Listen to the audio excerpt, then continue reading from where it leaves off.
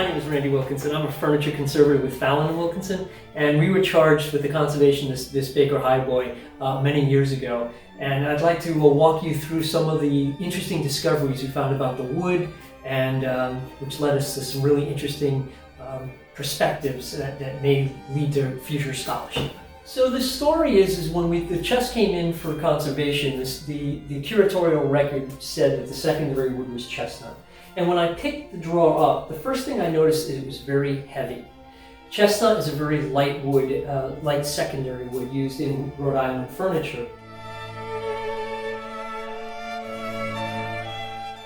What led me to believe that it wasn't chestnut is two things. First of all, I noticed that although the wood was ring porous, if I tip this up slightly, you'll see that you see these light bands, these light yellow lines. They're called marginal parenchyma lines. And that's more associated with tropical woods. So we have something that's very heavy, has marginal parenchyma like a tropical wood usually has. Not always, but usually has. And the third thing I noticed that if we looked at the late wood area of the growth ring, I could clearly see individual vessels. So with those three things, knowing what I know about the anatomy of chestnut, it led me to think that you really don't have chestnut at all. If it's not chestnut, what wood do I think it is? Well, interestingly enough, Benjamin Baker's account book exists. He buys something called red bay, along with mahogany and maple and other woods. I was fortunate enough to get a sample so that we could compare the known sample of red bay to what we have in our object. When we got the sample of red bay, the first thing I noticed is that red bay is a diffuse porous wood. So it doesn't match the ring porous structure that the Benjamin Baker highboy secondary wood has. So if it's not red bay, if it's not this diffuse porous wood, then really what is it?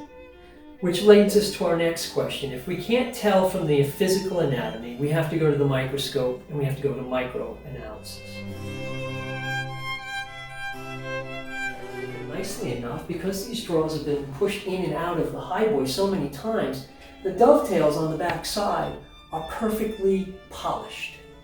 And with a macro lens on a really good camera, I was able to take a picture of the dovetail and give Dr. Connors the view that he needs. So after I did that, Dr. Connors said to me, he said, "Randy, what you're dealing with is something called cedrela." And I said, "Really?"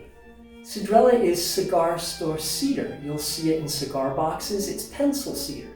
And from all my years of woodworking, whenever I encounter cedrela, it's very soft and it's very light, and it's a diffuse porous wood, not ring porous like this is.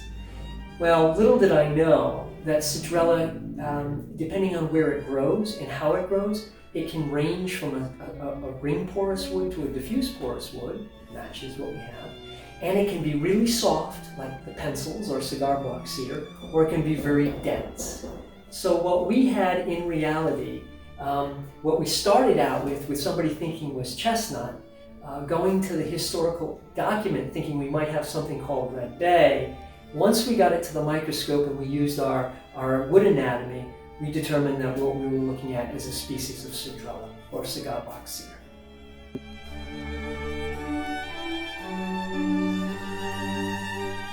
So what does this all mean with respect to Baker and his highboy? Why did he use it as a secondary wood? Did he buy it as mahogany and found out that when he started planing it, it really wasn't mahogany and he had all this wood hanging around? And he said, well, I guess I'll just use it as a secondary wood. Cedrela has a beautiful odor to it. So is this something that his client wanted a wood that was aromatic that would help keep the bugs away? So are we using a cedar for that reason? The question would have been maybe, well, why wouldn't he have used native red cedar that was very common here in Rhode Island and Connecticut?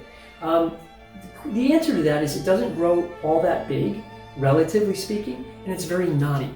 This stuff grows tall and straight and it's beautiful and it works so much better.